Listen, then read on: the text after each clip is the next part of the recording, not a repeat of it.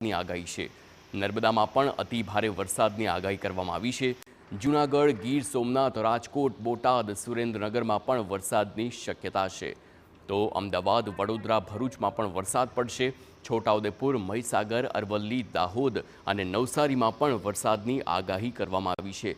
એટલે કે લગભગ આખા ગુજરાતમાં વરસાદની આગાહી છે અને વરસાદ એવી જ રીતે વરસી રહ્યો છે તમામ ઝોનમાં। સૌરાષ્ટ્ર હોય કે મધ્ય ગુજરાત, ઉત્તર ગુજરાત હોય કે દક્ષિણ ગુજરાત, તમામ જગ્યાએ વરસાદી ક્યાંક તો વરસાદી ઝાપટા પડે છે, તો ક્યાંક ધોધમાર વરસાદ, તો ક્યાંક પાણી ભરાવાની પણ સમસ્યા છે, તો ક્યાંક ખેડૂતોના પાકને નુકસાન થઈ રહ્યું છે।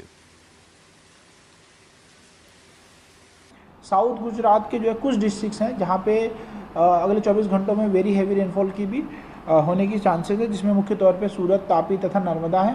और सौराष्ट्र में जो है 2 डिस्ट्रिक्ट्स हैं जिसमें अमरेली, भावनगर है, जिसमें हैवी से वेरी हैवी रेनफॉल होने की संभावना है अगले 24 घंटों में।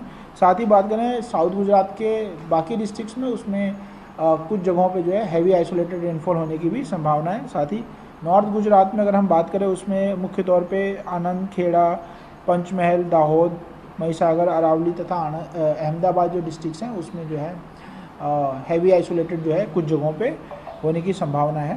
साथ ही सौराष्ट्र कच्छ में भी जो गिर सोमनाथ, दीव, जूनागढ़, राजकोट, सुरेंद्रनगर, बोटाड है, वहाँ पे भी जो है हैवी आइसोलेटेड रेनफॉल होने की संभावना अगले 24 घंटों में बन सकती है।